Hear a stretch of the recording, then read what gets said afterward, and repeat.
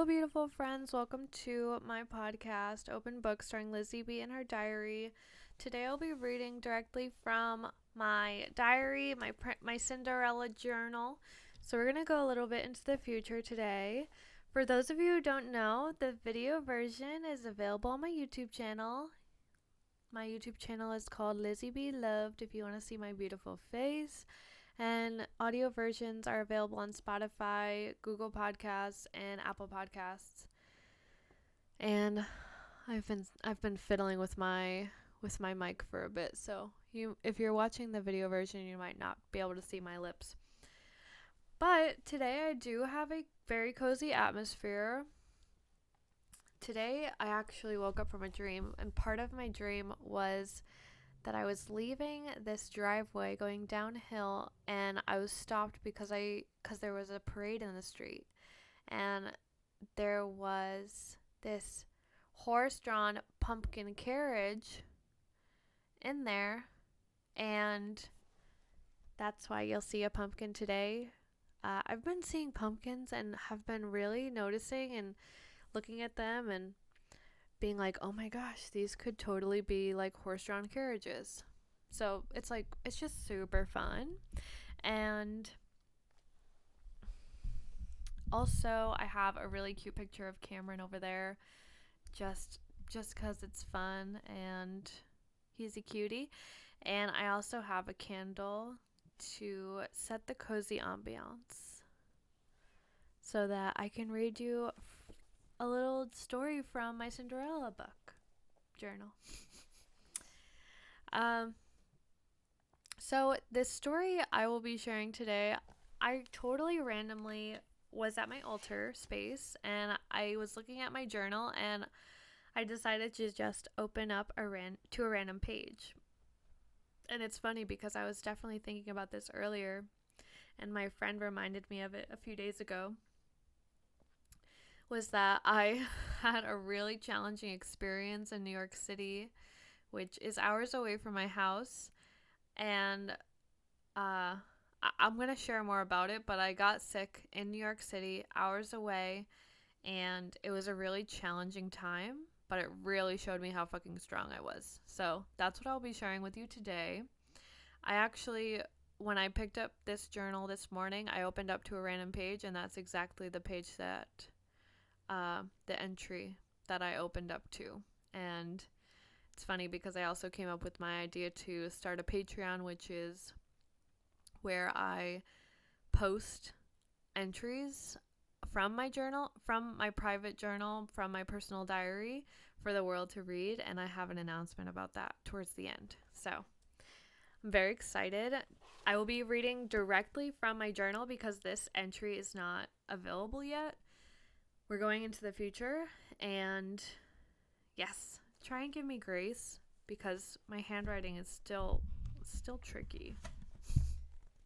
I hope you enjoy. This is from Monday, July 18th, 2022, around 10:34 in the morning. Oh my god, do I have a story for you. So Saturday, this isn't the story yet. Camel and I, after he got out of work, had Panera, then headed out to TJ Maxx to get bath mats, and then Bliss so I could get some clothes. I found some super cute stuff. Then Camel and I went to the co-op to shop. I talked with my two friends there, and he was grouchy for the rest of the day. I did a fashion show for Camel and my mom, which a fashion show is just me showing my new clothes.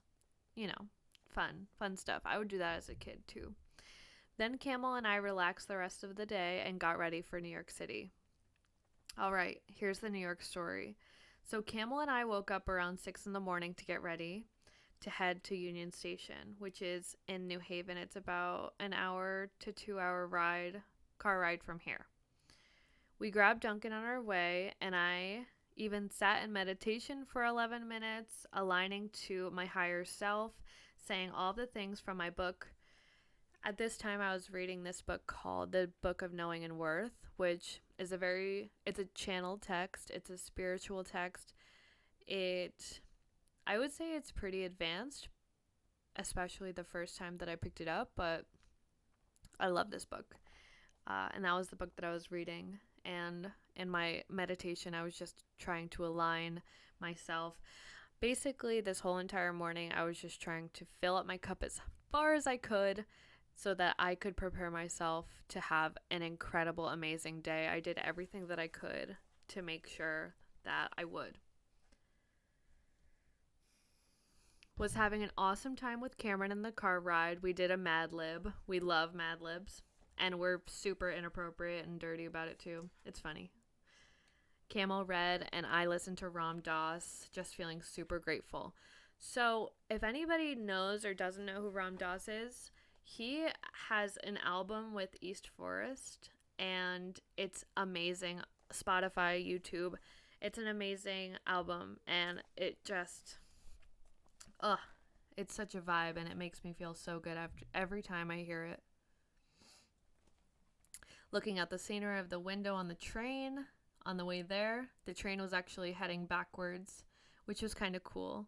And even more symbolic, heading back in time because we had done a trip very similar to this back in the day. And it was funny because I was trying to find my time turner and I couldn't find it. Which, if you watch Harry Potter, you'll know Hermione has that time turner necklace that you can go back in time. And I actually couldn't find it, so we skipped that. We got to Grand Central about 2 hours later, so it was a 2-hour train ride, around 10:45. As we stepped out of the train, we were in this dark, dungeony place that super stank, lol. And then we got into the train station, which was absolutely beautiful and contrasted by the absolute chaos on the human front. I went to the bathroom there, and I'll keep talking about bathrooms because it's a theme. My first public bathroom in New York City, and it was not the best, but a girl's gotta pee. And I also changed my outfit. I love a good outfit change, and I love the thing about clothes. I don't wear clothes to impress anybody. I'm not worried about how other people perceive me, but certain clothes, and especially if they feel like me and I wear them, I feel fucking amazing. It's about how I feel more so. And I got this really cute dress at the store the day before. And it actually kind of resembled puke, to be honest. But it was cute. After I changed at Grand Central, we walked about 20 minutes to the Russian tea room for afternoon tea. And if you don't know what afternoon tea is, I mean, I fucking love tea. Cameron and I have been to the Russian tea room before and have gotten afternoon tea, and you have all of the tea that you want, your own little pot of whatever tea you want. And then they come out with these little finger sandwiches on this beautiful silver tray, and then they have a bunch of little desserts that come after the sandwiches on a pretty little tray. And this place absolutely transports you. It's so magical on the inside. Green emerald walls covered in gold ornate frames and decor, contrasted with the red leather booths, just absolutely gorgeous. We sit, have rooibos chai tea, and our little sandwiches, which were so good. The most delicate bread paired with the best flavors, very similar to our experience last time. But this time, I ate the sandwich, which contained shrimp. I have always told people, yes, I'm allergic to shrimp because my last and only experience eating shrimp was at my ex's house. I had never had it before, and I figured all of these people are eating and I'm not going to complain. So my ex was one of 8 children, and all of the other kids are eating this food. I am an only child, but I'm not going to complain, and I'm just going to eat my food and not be a brat about it. And, well, I was not feeling good 30 minutes later. I was feeling awful. I call my mom. She comes to pick me up. and it's about a half a mile drive. And as soon as we get into the driveway, I vomit all over the ground. And my mom is not the most nurturing person. She can be, and she has her moments. But if like vomiting is already my worst thing. It is one of it's I mean, I can't describe a worse feeling for me. It is the worst for me. I hate it, and I couldn't imagine puking getting any worse, except for my mom is yelling at me as I'm puking all over the driveway.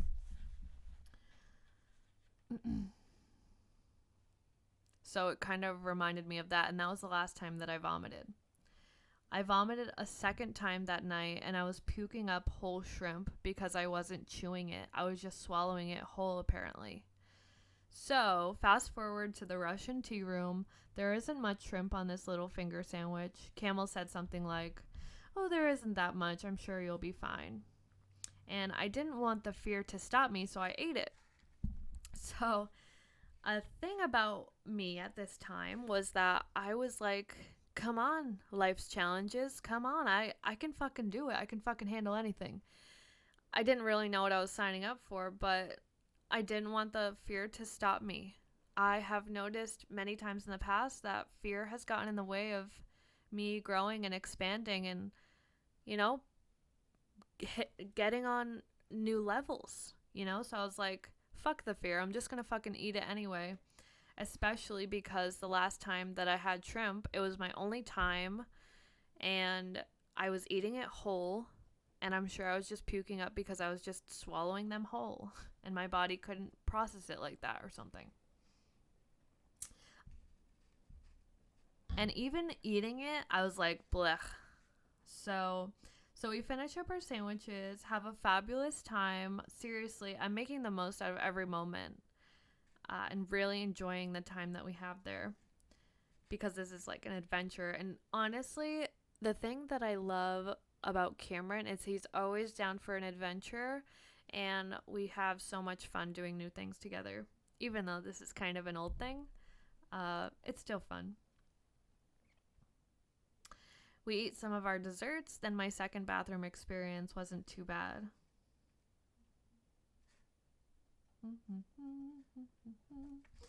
Then we walked around Central Park for a while. Thank goodness for some nature. Lots of birds, dogs, people watching, horse-drawn carriages, which made me sad. Uh, I am like such an empathetic and sensitive person, especially when it comes to animals.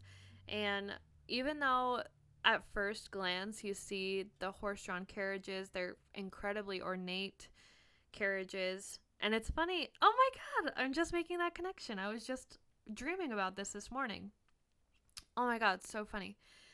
Um, so at first glance, it looks really good, and it looks like, oh my gosh, I want to go in one that looks so fun. But when you look at the horses, they look sad, and that's kind of what made me sad about it. Like, I would used to want to go to the zoo and go to the aquarium and all of those things, but I can't handle it. I can't. Uh, Seeing, it's like, people in prison. It's people taking other people's freedom away, and other beings like living animals' freedom away, and I don't like it. So, so at Central Park, we planted our tushies on a couple of rocks, just soaking it all in. Oh, and my third public restroom experience, Central Park was not the best. LOL. So after chilling for a while, we decided to leave for St. James Theater, which is another 20-minute walk. In St. James Theater, we were seeing the Broadway play. Cameron and I bought tickets to see Into the Woods, which we were really excited about. That was the whole reason why we were there in the first place, was to see this Broadway play. And oh my gosh, New York really showed me how grateful I am to be living in the country. The air smells good and fresh where I live. And there's not that many people, and we're not close to each other. So in New York, I definitely felt claustrophobic there. And New York is so glamorized, I feel, in movies and TV shows. And it's just this, like, the most magical, beautiful place. It is magical and beautiful, but in August, it smelled like trash. There's just trash everywhere. It's crowded. People are on top of each other. It's definitely, for me, it's a place that I go and visit once in a while. But going somewhere else really made me appreciate home. So many things to be grateful for in Connecticut, which is where I live.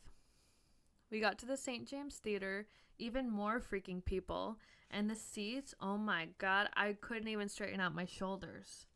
It was so claustrophobic for me, and poor Cameron. Cameron's 6'4", and he's all legs, so he really didn't have any room to. He was just like his legs were to his chest the whole time. The show was amazing. Up until about halfway through the first act, I started sweating and feeling super hot. It was really difficult getting to my seat, and I didn't want to bother anyone to get out of my seat. So I was just fanning myself with the playbill like this the whole time because I was sweating and super uncomfortable. The show was still great, but I really couldn't enjoy it with the way that my body was feeling. I was counting down the songs until intermission, which felt like forever. I was dying, and I thought it was just because of the tightness of my bra. Fun fact, I hardly ever wear a bra. I do not like them. I just want to be free. I am, free the nipple. And I thought it was the tightness of my bra, and I thought it was the amount of people that I was near that was making it so fucking hot. So at intermission, I raced to the bathroom. There was already a line, so I had to wait. But I got the big bathroom. I took off my bra and realized that it wasn't my bra. And it wasn't the amount of people. And I was getting sick. So TMI, here's some graphic language. I was shitting liquid for several minutes. And I texted Cameron, I can't stay for the second act. There was no fucking way. I felt terrible. I just wanted to go home. That was all I wanted to do. I was feeling terrible in the bathroom, and I was just like, Cameron, we just gotta go home. And I felt bad about the play, but home. Just gotta go home. So after a while of shitting in the bathroom, I met Cameron, and we started heading out of the door. And I had this overwhelming feeling of, oh wow, I'm gonna vomit. I'm looking around. I don't find any garbage cans that I need to do my shit. I only see flower pots. And Cameron's like, why don't we just go inside and use the theater bathroom? So I do that, and I go by myself, and Cameron waits for me at the entrance in the lobby. And I go to a different bathroom, and this bathroom is huge. It's fucking gorgeous, and the best bathroom in all of New York City. So if I was going to be shitting and vomiting my brains out, this was the bathroom to do it. And I'm shitting again.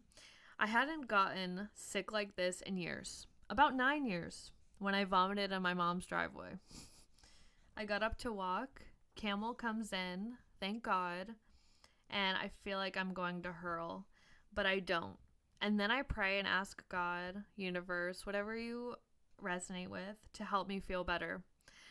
Well, this request can be responded to in many ways. Sometimes things have to get worse in order for things to get better. And I was just thinking to myself, oh my God, how will I survive the 20-minute walk to Grand Central, the 2-hour train ride to New Haven, and the 2-hour car ride back home? I am so far from home, no hotel, no refuge, just this theater bathroom. I was freaking out, but staying surprisingly calm, which, shocking for me. I go to the bathroom, I ask Camel to pat my back, kind of like a baby, like you burp a baby, and I vomit. My stomach is still feeling uneasy after this, but thankful to get that shit out of me. I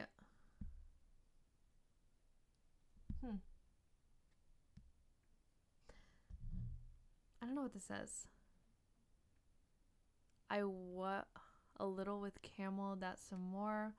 Talked to a couple of really empathetic, kind strangers. Poor camel missing the second act. Also, I hadn't vomited in several years, and it was like the great purging. Purging everything physically and metaphorically. We hung in the bathroom a bit more because this was the bathroom to get sick in. Out of anywhere else in New York, everyone busy enjoying the second act. That was kind of the beauty, was everybody was just uh, watching the second act of this Broadway play.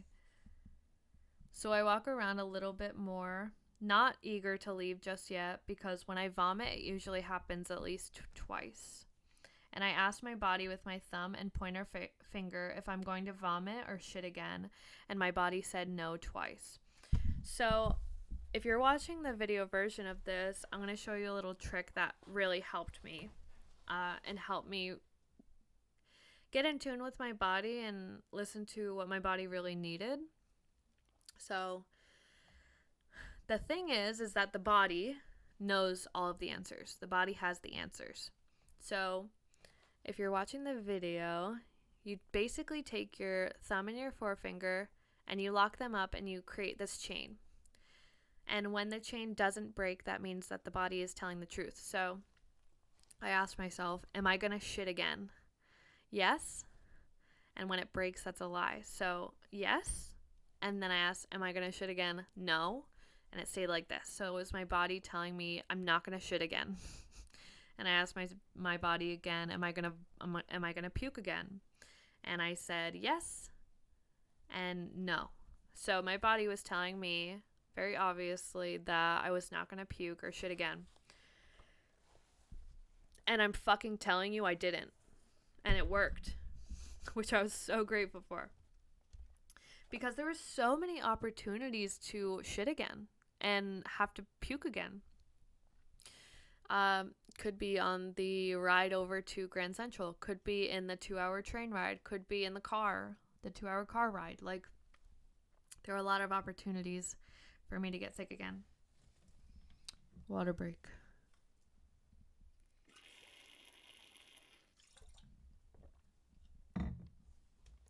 Alrighty. And then the show was over. People flooding out of the building. We make a run for it, call an Uber. Muhammad took us to Grand Central and gave me gum. Thank you, Muhammad. And we grabbed snacks at the station and got on the train. And I was so nervous to get sick again. So I just took it easy, being super gentle with myself, and rested for a bit. And oh my God, the universe was trying everything to prolong me getting home. The train was delayed, stopping on our way there, then lots of traffic on our way home. We got back at 11:04 p.m. I got sick around 4 p.m. And it was several hours to get home. Was so nervous it wasn't over with yet, and didn't want to say anything, but my body told me the truth and I survived. Like, it didn't happen again, and my body was right. I kept a really strong and brave face. I got some Mediterranean for me for dinner, and Cameron got KFC. I vented about my mom on the way home, so because of this great purging, I was definitely reminded of the last time that I got sick and was feeling like a lot of anger towards my mom. So I have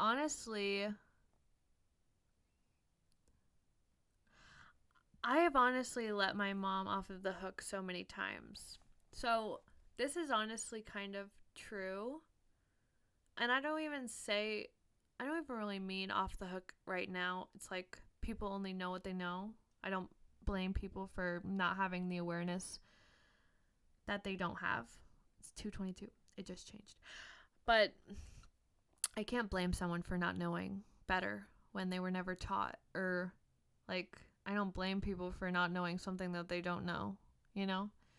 But at this time, I was definitely feeling angry. And especially because my dad, we have an even more challenging relationship. So a lot of my energy and anger has been going towards him. But I was really venting about my mom because I was getting a lot of things were stirring up in me. Like I have the right to be mad at her. But luckily for her, I know she doesn't know any better, and she's kind of like a child trapped in an adult body.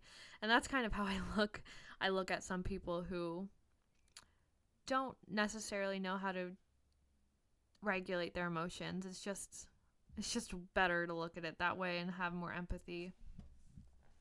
One of the things she told me the other night verbatim was, "You treated me like shit. You did." And I let her explode while staying calm. But it's unfair of her to say that to me because I was just a child. From whatever age until 18, she was the adult and I was the child. And if you never teach me how to respect you, how can you expect me to just know? Well, luckily, years later, I taught myself how. And honestly, I've always been at the other end of the bombs she's dropped. All of her pent up aggression and anger from work, her boyfriends, my dad, her sister, and brother in law, all of that would be dumped on me. And it was the same the other day, too. I vaguely remember this, and I think my mom was probably just feeling frustrated. And I think sometimes my mom feels most comfortable venting and releasing that stuff with me, which I totally understand now. Uh, but it was kind of like, it's just like, just, I would take those things personally. And do I deserve to be disrespected or um, treated in a way that's less than amazing? No, I don't. But I luckily have the awareness that I know that it's not personal. I used to take it really personally, but now I don't take it as personally. So that's good. But luckily I didn't but luckily I didn't take it personally. I took the high road and I'm proud of myself. Uh and honestly, I think she thinks she's incapable of respecting my boundaries. So instead of saying I don't think I can, the blame is shifted onto me that I treat her like shit and she's done being treated like shit. So I vaguely remember this conversation. I think I was setting up some boundaries for her.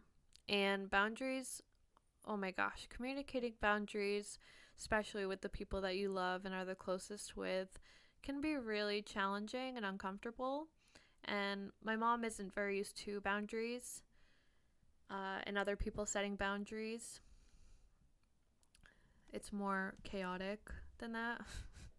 Growing up, I think for her and especially for me growing up, it's been boundaryless.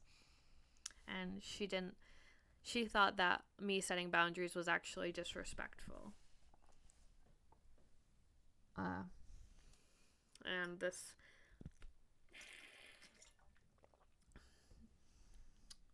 I just always remember my mom talking to me about like, don't treat me like shit. Don't treat me like shit. Uh, but it's I have realized that if people don't know how to treat me, I have to show them how to treat me. And uh, it's taken me a while to understand that. Let's see.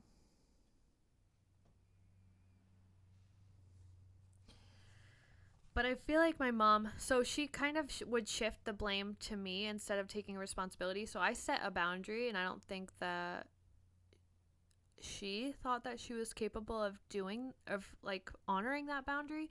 Actually, you know what the boundary was? I said to her, I do not want to talk about my dad with you because my mom and my dad, they had a really tumultuous relationship. They were never married and were officially broken up when I was 2. and they would before that would kind of go back and forth. And then after they broke up, it was a lot of like he said, she said, and I was in the middle, constantly in the middle, and it just triggered me when they would talk about each other. And I just don't want to talk about either of them to either of the other ones. Talking to my dad about my mom or my mom about my dad, it just wasn't what I wanted, and I think that was the boundary that I think she had a hard time with. So instead of kind of taking responsibility that she couldn't handle it, she kind of shifted that responsibility to me, the blame to me. And Cameron said this last night about my uncle. It's just easier to blame me than to look at themselves and reevaluate. Like, fine, blame me, but don't question why I'm not around anymore. And this is so true. I think that it can be a lot easier to blame other people, which is why, yeah, I've been in situations where it was really hard and challenging to trust myself and trust my perception and my reality, because people could not fucking take responsibility. And it made me just feel crazy, but it honestly is more likely an insecurity of other people, not me.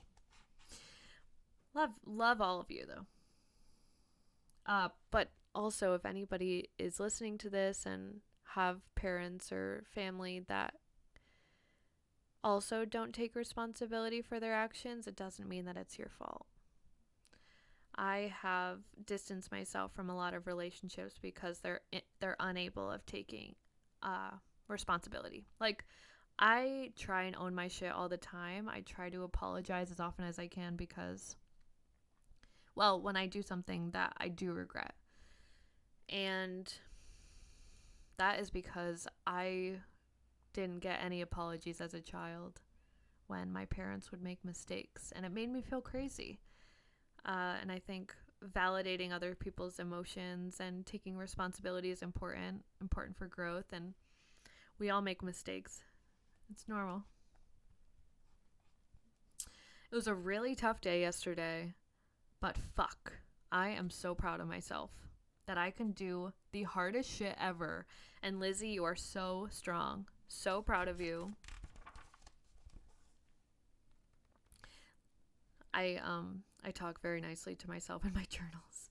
Lizzie, you are truly the parent you deserved, and I'm so proud of all of the stages you've gone through, and coming this far is amazing. You a tough ass bitch. Also, I was reflecting the LA and Vegas trip, which was hell week. I felt nauseous the whole time, but I wasn't allowing things to get worse before they got better. So when I say that, in New York City, I allowed myself to get sick so that I could feel better.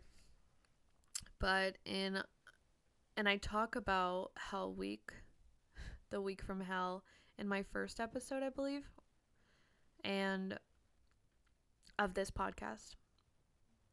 And I went on vacation with my dad and my stepmom, and it truly was the week from hell.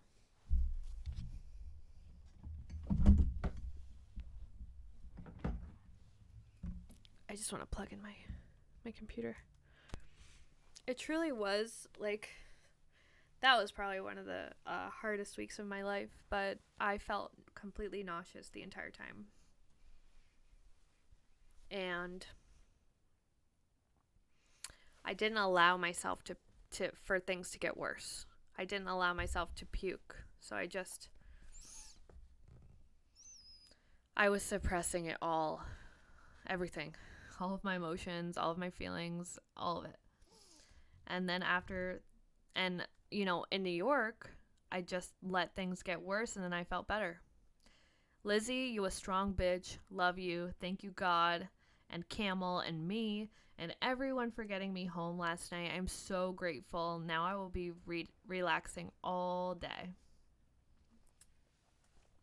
The rest of this entry, I actually filmed this in a longer video. It's like a 7-minute video on my Instagram. So if you want to watch the rest of that. It's a different vibe. It's a heavier vibe. If you want to watch the rest of it on my Instagram, you totally can. My Instagram is actually where I post the most frequently. It's called Lizzie Be Loved, LIZZIEBEELOVED, which is the same exact channel as my YouTube channel. So if you're watching the video, make sure to like this video, subscribe, and comment down below if any of this resonated with you. I have some announcements, so I'm going to make some announcements. I'm going to plug some things here now. I am changing the structure of my Patreon. So for those of you who don't know, I have a Patreon where I post my personal diary entries each and every week. So there are about 60 entries that are available for patrons to read, and I post 4 new entries each and every week. So I originally was charging members for this to be able to read my entries, but I'm deciding to change the pricing structure. I want it to be available for everyone if you feel called to read it, and I do not want the price to be a factor, and I don't want that to be a reason that you're not able to read it. So I am making my Patreon free. There are going to be a few options, actually. So of course, it could be free if you can't afford anything and maybe you just want to see what it's all about. There will be an option for it to be free. I am also collecting donations, 100% of the donations. So if you sign up as a member and you want to donate X amount of dollars per month, all of that money is going to go to a bail fund, which helps disproportionately Black and Indigenous people of color receive bail money so that they can be free. In our system in America, I feel that the legal system, the justice it's not fair here. And I think that depending on your sentence, depending on the crime that you did, more so depends on the color of your skin, because for the same crime, it's not the same sentence whether you are white or not, and that includes bail money. So people of color often pay more money for bail for the same amount of for the same crime as a white person, and I think that equality is very important, and think that freedom is very, very important. I think everyone deserves a second chance. Everyone deserves to be free and live the life that they choose and they want to. And 100% of all of the money that I receive from donations on my Patreon will be going to this bail fund that will help individuals, people of color, receive the bail money they need in order to be free. Freedom is something that I'm very passionate about, and I do not think it's fair for punishment to be dependent on the color of your skin versus the actual crime itself, as well as bail money being more money for people of color. I do not agree with that. So all of that money, if you do decide to sign up for my Patreon and donate money, all of the money will be going to that bail fund. And if you don't want to donate, you don't have to. And it'll just be free for everybody. But my Patreon is called Patreon. It's called Lizzie B Diaries, but patreon.com/LizzieBDiaries is the website. Let's see. I come out with a new episode. So if you don't want to wait to listen to these episodes, if you want to read more, read ahead, and are just curious about how I've lived my life and how I perceive my reality, that'll be on there. I come out with a new episode of this podcast, Open Book, starring Lizzie B and her diary every Friday, where I read directly from my diary. Video version on YouTube, audio version wherever you listen to podcasts. I'm enrolling 10 Sacred Rebels, women who resonate with my story and are looking to live a more free and authentic life, women who want to release themselves from societal pressure, from pressure to be someone that they're not, who want to have the tools that they need in order to live a life that they love, set healthy boundaries, know how to fill up your cup, know what drains your cup. There are so many things that we will be learning in butterfly school that will take you from a caterpillar to a full-fledged butterfly ready to spread your wings. If you're curious about this butterfly school, it is a 6-month program where we will be having monthly group coaching calls. There's a Facebook group community where we all can just support each other, know that we're not alone on our journey, and be there for one another. And yeah, if you want to learn more about butterfly school details, make sure to go to youhavetheanswers.kajabi.com, or it's at the link in my bio on my Instagram. Butterfly school details. I also have a free masterclass if you want to get a taste of what butterfly school is like. It's called How to Not Give a Fuck, but actually where I share with you 5 tips that help me to be who I am. It's gonna help you see the world in a different way. It's gonna help you not take things so personally, what other people do. I share a key to self-love that nobody ever talks about, and a new perspective, a new fun way of looking at the world. And I hope that in this masterclass, you're able to have the tools to just not give a fuck how other people perceive you and what other people think. Because I think a huge part of freedom is sovereignty, is being whole and complete just as you are. And when, at least for me, when I cared a lot about what other people thought of me and how other people perceived me, that took away my freedom. And I want to give all the women and all the humans empowerment to just not give a fuck what other people think and live a life that they love, and not because other people want them to, because I have had a lot of experience with that. I think that's about it. Yeah, follow me on Instagram. All of that stuff that I described is at the link in my bio on my Instagram. And yeah, I hope that you enjoyed this episode. This was a fun one. This is actually my 2nd time doing it, but I'm glad that I refilmed it. And such a magical time this morning. I opened it up to that page, and yeah, the universe is like, it's crazy. It's really, really cool though, and really fun to see all the synchronicities. But I hope you enjoyed this. Make sure to rate my podcast. I heard that's a thing wherever you listen to this podcast, so that more people can get their hands and ears on it. And I will see you next week. Sending you love, friends.